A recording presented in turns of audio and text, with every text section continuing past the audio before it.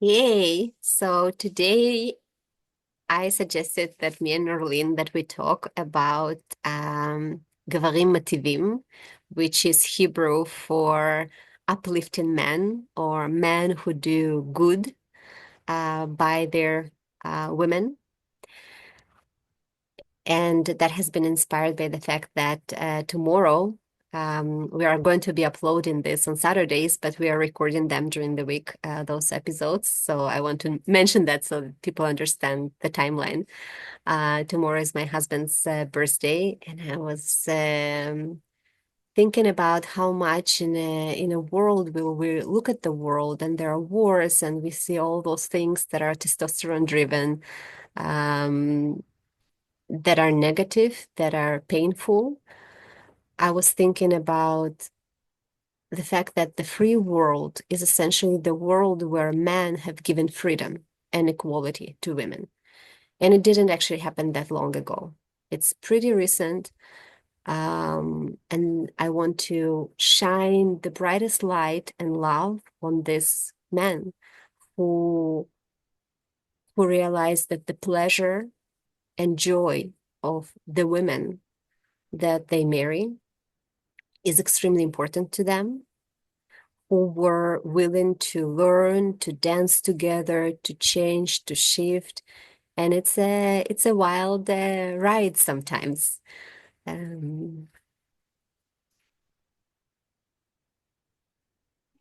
And I have never heard of this word before, and we were looking for some English equivalents of how to describe this, and there isn't one that quite fits. So I offer a few. And motif, right? Is that the yeah, pronunciation? Motif. Matia. Maybe I will say Motif. few things because in Hebrew, what is Yeah. interesting about Hebrew is that it's kind of mathematical language. It has a root that is often combined from three letters. And then you can play with the root and form actually a bunch of different words just from this one root. So the word motif, mem, yud, tet, bet, is the root of the word is tov, is good. So it's someone who is doing good by you. And I was asking Norlene and trying to understand what is the right word to use in English that is just one word and it's kind of brings this quality that this is someone who is doing good by you on all the different levels. And you can use it for a parent as well, or for just someone who is this nourishing, uplifting, growing presence. It's not only someone who is doing pleasant or who is necessarily perfect, not at all. It's just someone whose presence accumulatively is growing you and nourishing you.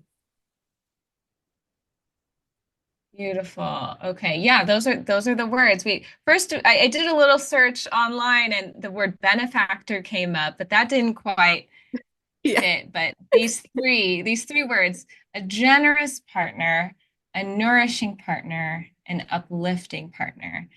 And when we were thinking about this topic, we were saying that it's very common for us to be looking at masculinity that's problem oriented from the toxicity of masculinity and the edge of that spectrum. And how do we hold this generous, nourishing, uplifting energy within a partnership or walking throughout the world as a human being without sacrificing other qualities and getting also too tied to, I guess, gender roles. And this is where a lot of the confusion can happen. Yeah. Yeah, I almost wanted to say, can you say a little bit more about the gender roles? Kind of what is coming up for you? Yeah, so when in my private practice, I'm either working with couples or people who are in the dating world.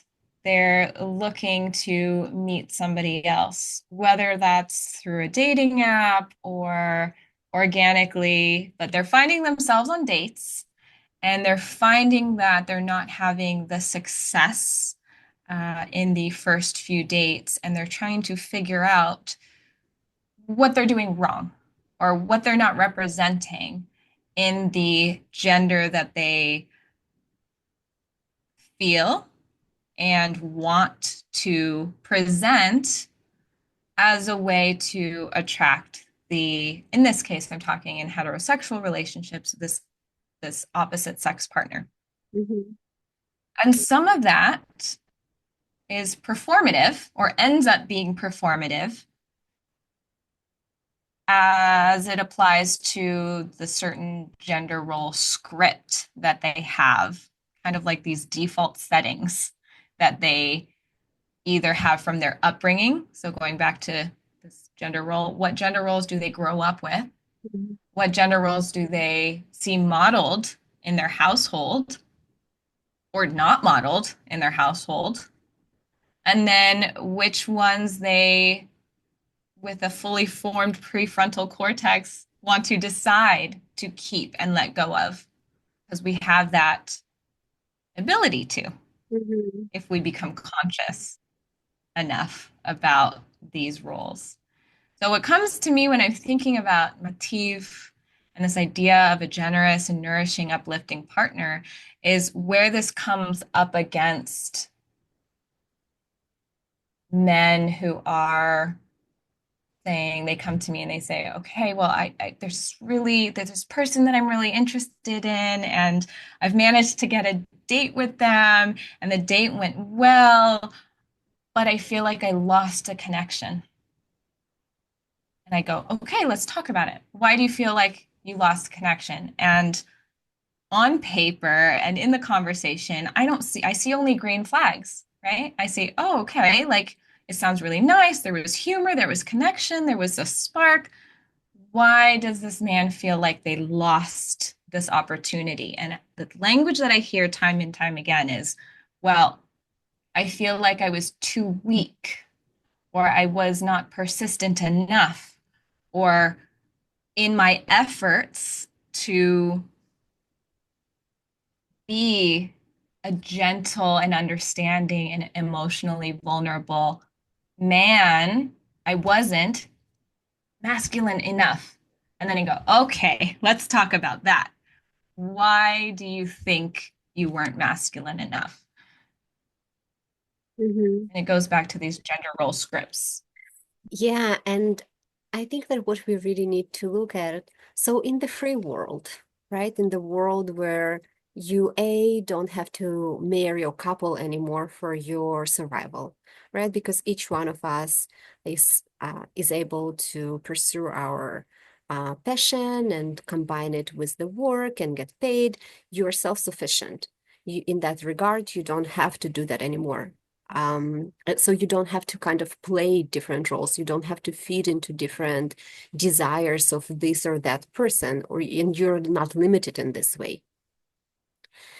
We understand that each one of us, then what also began to happen, that we began to uh, have the freedom also, intellectual freedom, to explore ourselves, our sensuality, our sexuality, our desires, our in a really open and free way where you don't have to like you don't have to again to obey to a certain you don't have to be that little sweet woman in order you will be able to get the man who is going to be hopefully less abusive to you just because you're sweet, etc. Or you don't have to be that really tough man, because otherwise, if you're not that tough man, you're not going to be able to protect your woman. This is again the story in the world where the strongest rules, and this world exists very Mhm. much. So in the industrial California of now, you're free, and in that freedom, you realize that you have all these different parts inside of yourself. you also have tender and gentle heart, right? You also have tender and gentle heart. We all have. So it's almost like what I'm bringing and beginning to talk is another term that we discussed, Ardhanarishvara, from tantric tradition, that reveals Shiva, Adi Yogi, the example of the man, the exemplary man, who is really interesting character. He's connected deeply to the nature and animals. He's a big animal lover. He's wild. He's rebel. He's like walking half naked because he's like, I'm not going to adhere to all this nonsense that has been created, to all this excess. And I'm also, you know, centering around desire to be in a relationship to the divine and to what matters, to the essence. To him, she is feminine. She's the creatrix, which again, we can understand the wisdom of it because let me tell you, one thing we know for sure, you, our dear viewer, came out of the pussy, right? You came out of the woman. We all know this. I don't have to read mind in order to say this. So, of course, with the help of the masculine that had to uh, nourish a woman, had to impregnate her in order for her to build and birth life. So at certain moment, he reveals himself as actually half man and half woman. And that form is known as Ardhanarishvara. And in this way, Shiva teaches us, together with his wife Parvati, because who is Kali, who is Shakti, who is all these different. Once we enter into the feminine realm, we are at the realm of all the possibilities, and of course chaos, and the fear can be. I think this is what rules a lot of the ideologies that are trying to capture a woman and to hold her covered, contained by the masculine, because the feminine principle is this vast and scary. It can be very scary, it can be volatile um, aspect, but it's inside of us. This is where we gain the wisdom now, that we understand that these different qualities are inside each one of us. And so from my perspective, when we are looking for the partner, and this is what I like to draw attention of my male clients to, is that you need to find you when you're yearning to, because so it's almost like you can see it's almost like the terms that masculine and feminine, they begin to dissolve, because I want to kind of push it to the sides and be like, wait, you are an individual. And there is a certain truth. If you are going to sit with yourself, there is a certain truth, be it I'm very sexual, and I realize I want to have a partner with whom, who loves to have sex, for example, because that's what I am.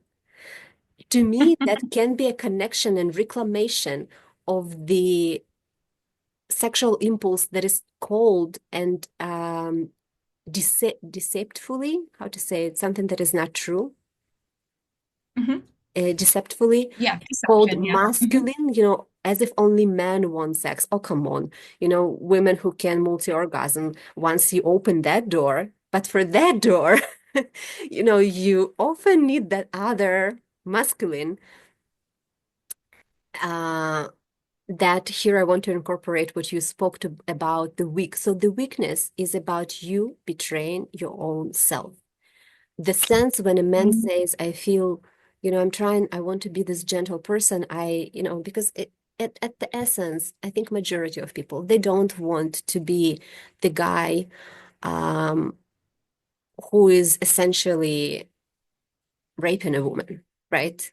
Who is doing something that the woman doesn't want to, and they're just self-serving. There are enough of wonderful people who don't want to live this way, and who also have the wisdom. They understand, I'm not going to be happy. I cannot be happy. Another Jewish wisdom says, happy wife, happy life, but it also goes beyond wife. It's just happy partner. You can't conduct yourself in a way that the other person is going to be miserable, but you're going to be flourishing. You will not. We see it in the societies where women are treated, are abused. The societies are not flourishing. Oh, yeah.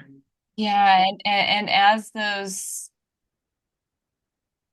we can give our clients the space to sit in this truth and allow for a moment in these containers dissolve a bit masculinity and femininity, a spectrum is revealed. And these qualities in the free world, the more modern world, they're not as truly tied to our gender. But if we look at even the newest Hollywood movies that come out, there's still so much that is mirrored in that, right? But our lived experience comes up against that when it becomes problematic, when you're trying to wear that script and it's not turning out for you because you're not making the genuine connections you want, and you also feel like you're betraying yourself, and then that shows up in that weakness, that connection you made. But the truth is, um, strength can come in the form of tenderness and vulnerability. Strength is not the absence of tenderness, and that's when it becomes an either or, we lose the ability to be on this spectrum. And I know you quoted before we started uh David Data. David. Data. Mhm. Yeah, I really like the way Data. he put it out that it's a spectrum. So there are people who identify as very kind of traditional masculine. And again, in a positive way, if we look at it, let's dive into the I really love Tantra because it also speaks in a beautiful way about the conservative archetypes. So in the conservative archetypes, the feminine is the medicine, and the masculine is the protector of the medicine, the protector. Um, so the masculine has the quality of, I'm going to provide, I'm going to do these things in the world. I'm very much a doer, and the masculine then a beer. So for people who identify, and you say, what I want to show you is that you can be anywhere. You will just understand that the partner that you're looking for has to mirror your polarity. So if you're a very much, I'm an active guy, I like to exercise, I like to build, I like to, you know, as you discover yourself, you will know where you are on the spectrum. And if you are in that energy, if this is your expression, if this is kind of the narrative, the story, the script you desire to live for this short period of being in union with the body, of being a human, right? Absolutely, you are, welcome to do it.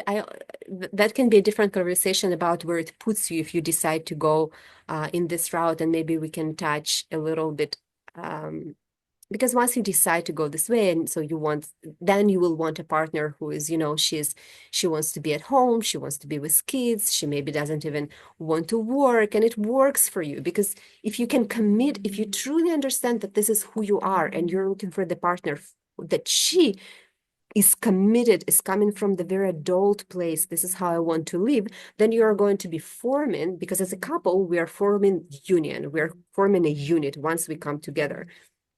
So in that unit, you kind of have to commit to this role. You need to feel that you're truly committed to this role for at least as long as your kids are kids, so that you can be mativ, you can do good by this life that you're going together be bringing into the life. And then you need to be able to really be truly in that role. I think a lot of people these days, and I am one of these people, who is not vibing with these roles. Just I want to do a lot of things. I want to share a lot of responsibilities with my partner. In our case, we are both very artistic. And what we realize that we are very much to the middle of the spectrum. In the middle of the spectrum, you are can be anything on any day. So there are moments when, I can be very fragile and emotional, and I need him to wrap around me. And this is what I want to speak about because I think maybe this is the audience that we are mostly going to be talking about from now on. These are people who they want to be able to experience all of these sides and qualities and play with them. So sometimes you're more masculine and sometimes you're more feminine. And when you play as couple together and you're coming you're looking for this kind of partner, again, you're sitting in your truth.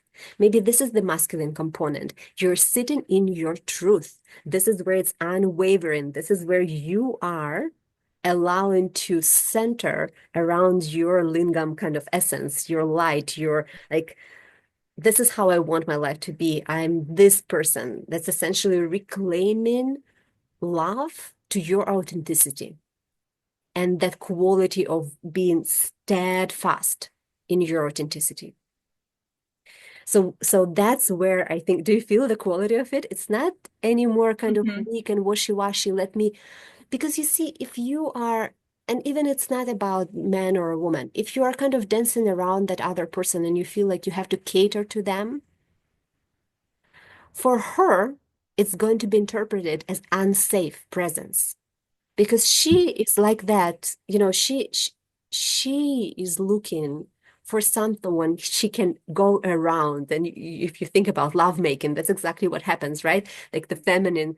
The, the physiology, by the way, is very important to me. And I know that different people have different experiences with physiology. If we would talk about same-sex relationship, that's the whole other subject. I have some experience with that, but I don't, I realize that I'm not the right person because that I'm mostly heterosexual. And the way, I think that this is where I mostly can contribute to this kind of, couples. Um, so in the heterosexual physiology, man, like the penis is that which is excited by the being wrapped around, and the in the feminine physiology, that is which is enjoying to be entered into, and it needs whatever enters the one that enters into it to be firm. But it's Hmm. not only in the body. What I'm trying to maybe communicate that it's deeper in the psychic, in that place where we meet as a date and we have just a conversation. We are trying to feel each other. To find your masculine is to find your authenticity and be there. Here I am. And to be willing to be rejected because you are going to be rejected and you are going to be rejecting too. You can do it with compassion. You can do it with kindness. You can do it with heart. But if you find someone to dance with you for a lifetime or for a long time, Yeah.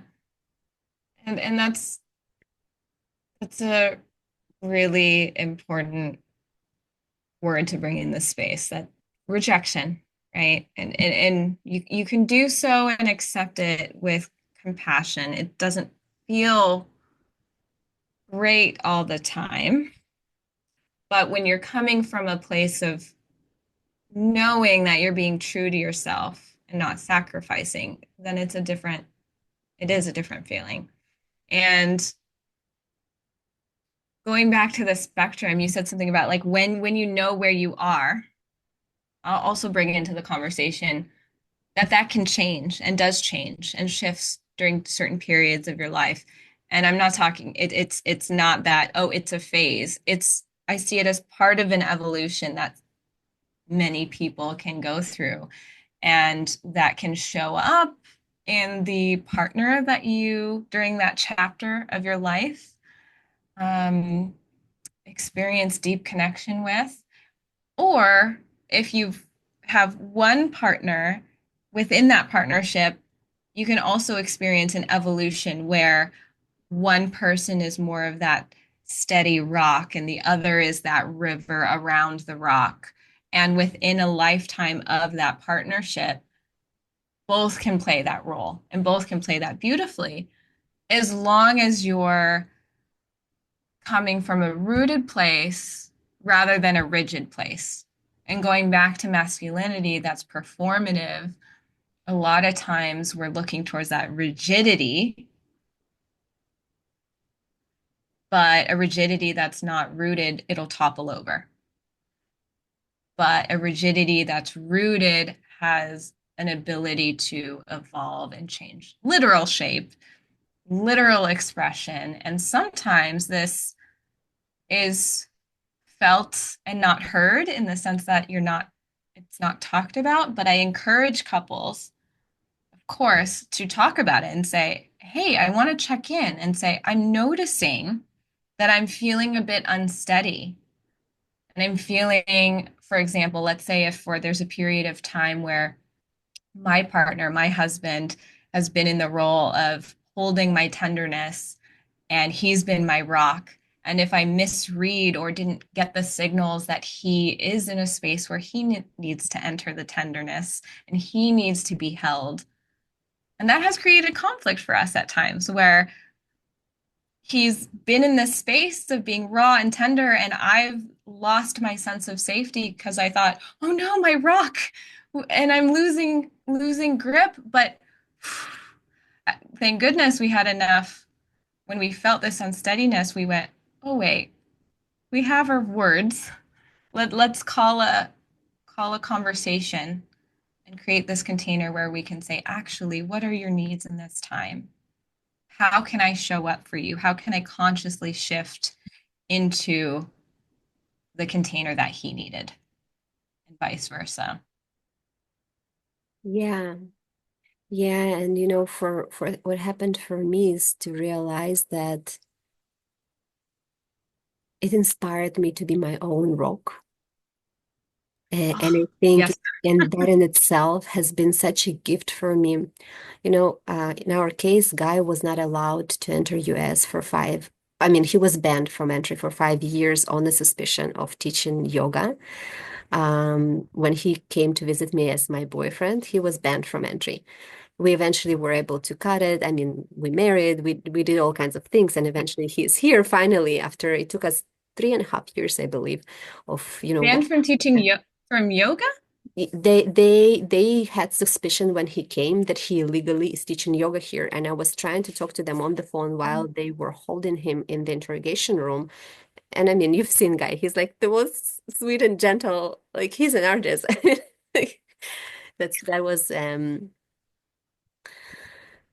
so we had this time when I was here on 5 acres of land by myself, part-time. I have child, trying to build a business, being immigrant, doing all of these things, and he's physically unable to be here with me. And I remembered certain things. I would be like, there was this moment when I was crying and I was on the phone with him, and I was like, why didn't you come earlier? I had this insight that if only you came earlier, that you would be, like you didn't listen to my wisdom and blah blah blah. And he was listening and he's just listening, and then something hit me suddenly. I was like, wait a second. I'm really upset right now because I have challenges that I have to deal with, and I'm upset that you're not helping me. You're not here to help me. And I suddenly had this just epiphany. I was like, hey, do you ever feel like when you have a struggle, when you have a challenge, you don't actually expect from me as your female partner to solve it for you? Or like, and he's like, no, I don't. It's like, damn. That's how, Ah, right? That in itself was like how that's where we need to see and dig where we have been crippled by this ideas of what masculine and feminine is, and each one has to do their work, right? So men have to connect more to their emotionality, to what it means to be rooted and not rigid. Such a beautiful way that you put it. I feel like on that we can write it down as a topic for the for episode. And maybe even start like to know that some videos we are going to be recording for men who are building themselves in this free reality where they have the opportunity to really creatively build themselves, but still understanding I'm very much a man. I'm very much still having a penis, and penis has with this physiology, there very much comes a certain needs and story and the way I experience sexuality versus my partner, how much I need in subtext don't need much sophistication. It's pretty much straightforward versus my partner who needs a different, her physiology is different, and she needs much more, you know, uh, different attention, very much. So in that moment, uh, that was a gift in itself that I realized, wait a second, I want to be this person who is able, who is not looking to ship the responsibility away and to have this external someone who does things from me. Because remember, we spoke about how we are in the middle. None of us wants to be one rigid kind of role. We like to play in the middle because it allows this freedom Yeah. and movement. And then it means that, well, he's not always going to be my emotional rock. I'm not always going to be his, and that's okay because we give each other a gift to grow as individuals and to find inner strength, to find inner maturity. And then together we are able to evolve. So if I think about long-term coupleship, because this is what my passion is, lovers who are able to go not only through life together, but desire to go through this dance for eternity. They need to be able to shift and evolve together and to play. It's like they are connected in this invisible tie.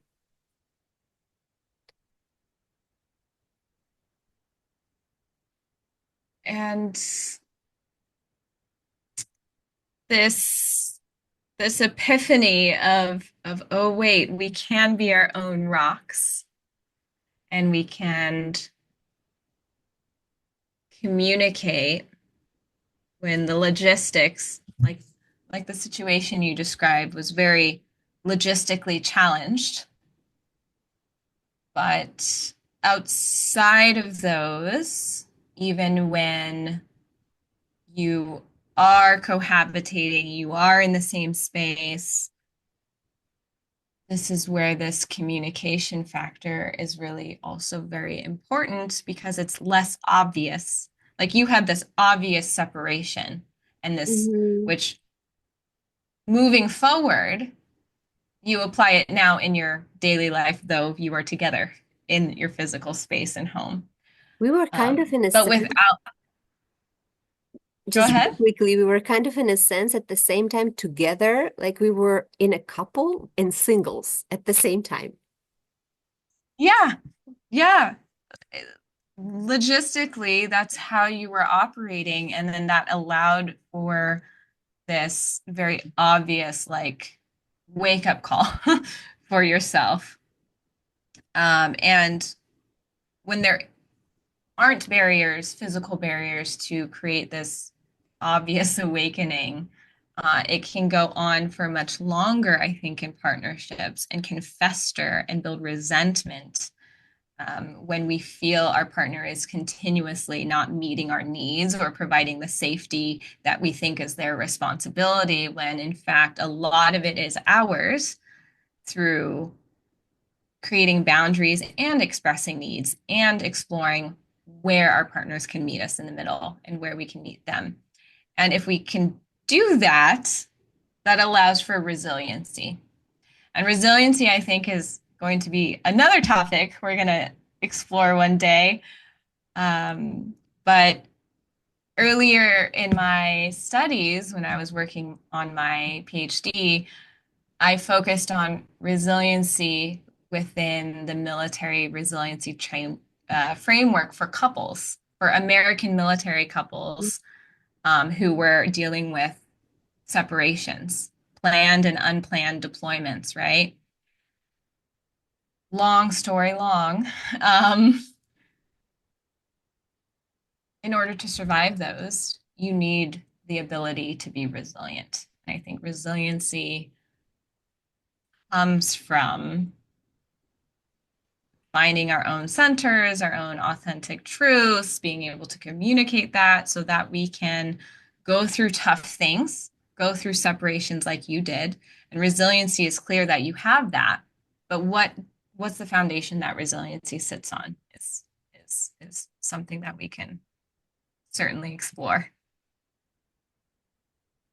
So I wonder, to summarize, what are the qualities that we notice? And I would love for our viewers to maybe comment and write what they think the Gever Motif, the uplifting man is. What are the qualities that they notice? Um, I think that that would be such beneficial if women can share. Uh, how would we summarize? What are the qualities? Yeah, so motif and masculinity and the spirit of nourishing energy and presence is Like one that to acknowledges, I'm you, going to right? You're repeat this phrase. Huh? like, what is this quality that is like you would personally say, I noticed like this is sexy, this Yeah, is magnetic. Maybe this is right. Like yeah. this is the phrase I want to I hear. What like is phrasing that. magnetic? Yeah, I would say I'm going to go back to this strength through softness, strength through vulnerability. And yeah, that has a really magnetic quality. And Do you have an I'll example? also, yeah, good question. An example. Strength that is not through softness, the opposite. When strength is trying to show up um, without being tender at the same time. It is performative. It's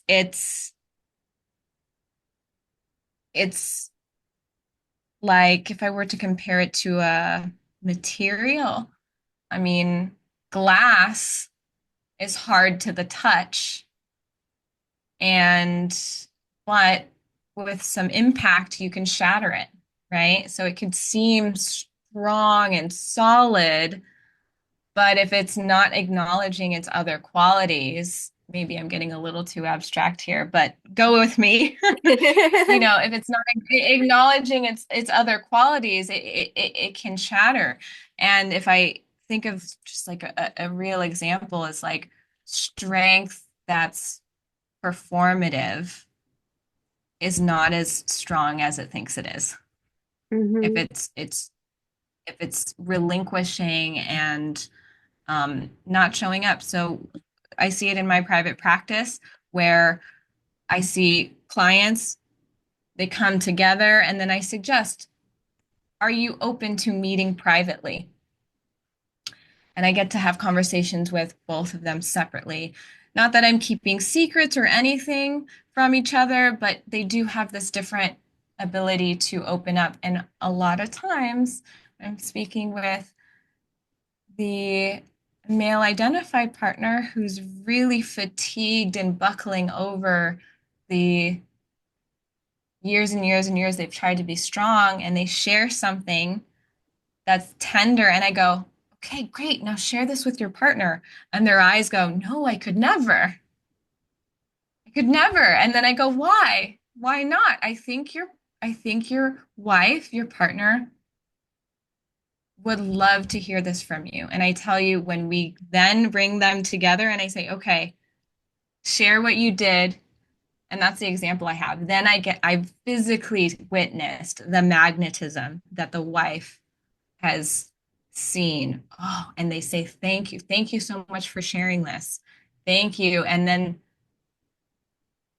attraction can bloom and sparkle again in that show of vulnerability. but it took strength for this person to feel like they could say that.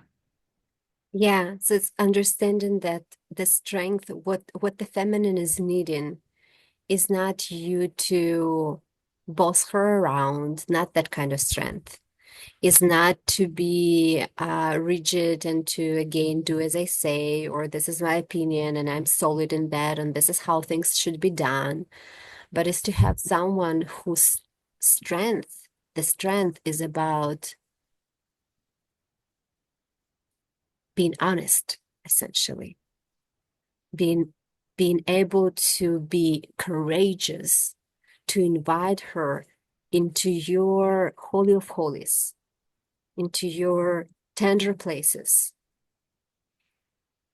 And that can be a painful place because you may discover that the person you're with are actually not very much interested in your authenticity and your truth.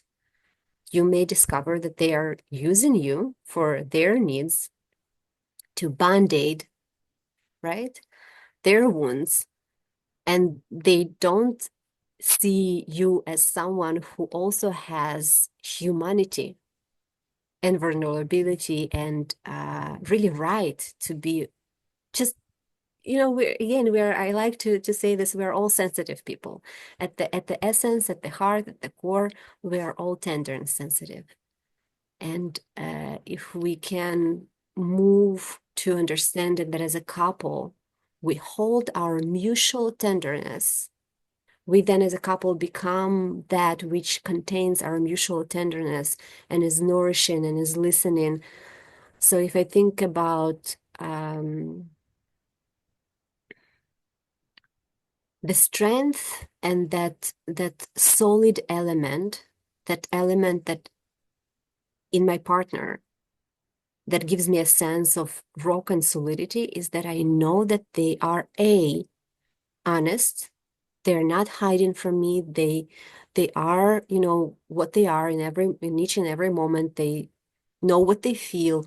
They can communicate it to me, and then they can put boundaries. So that's the strength. This is what gives sense of stability. I don't have to guess. Yeah. I don't have to dance around your moods and unconscious expressions, which I also do at the same time, because we are all humans. We are all on this path of evolution. Right? It's like yesterday I was asking him to try me. I'm trying to film some kind of more artistic shots. And I was like, can you come and help me and just film me from these different angles?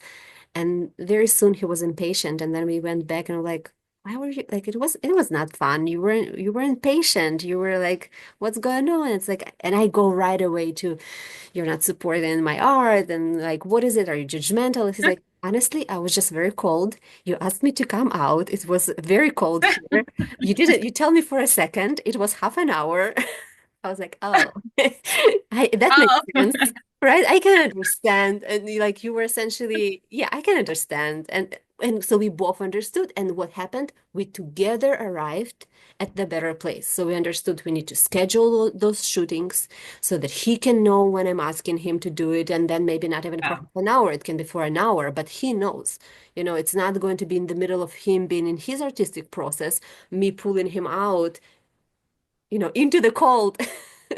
So he was there, he stuck through, but of course had attitude.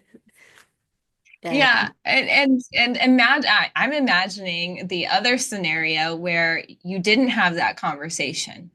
Then the rest of your evening, you're feeling like he was not truly supporting you. That you have your own narratives that continue and can ultimately fester and grow into something when, boom, uncomfortable for a moment, but you had a conversation.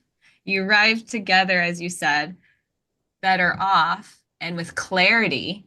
And this goes back to your word of boundaries.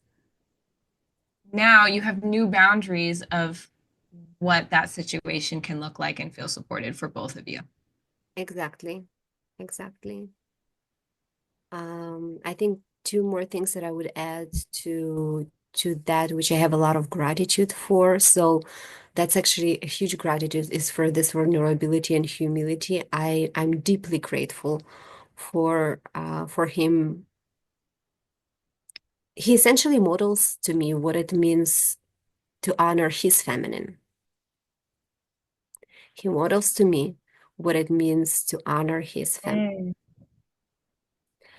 He models to me compassion, what it means to not be activated by your emotions. And again, when I'm saying this, we are not perfect. Sometimes he does the exact opposite, and I do, because we, Yeah. we are mirroring, right? We as a couple, it is actually such a profound spiritual boot camp to be in a couple. You in a couple, especially when you're on the land, there is nothing else. It's Mother Earth, Father Sky, and the two of you. When it's the two, for us, again, we have this interesting reality where part of the time we're a family with a child, part of the time we're just the couple. And the couple, as a couple, we mirror our beauty and our ugliness and everything in between. And when compassion is the main force, is the main superpower of the masculine, as much as of the feminine, of the two, it's combined, right? It's like accumulative wealth of compassion is combined. And that begins to be that force, that kind of linear force through around which our other qualities and other, things kind of can organize and orient in a new way, reorient themselves.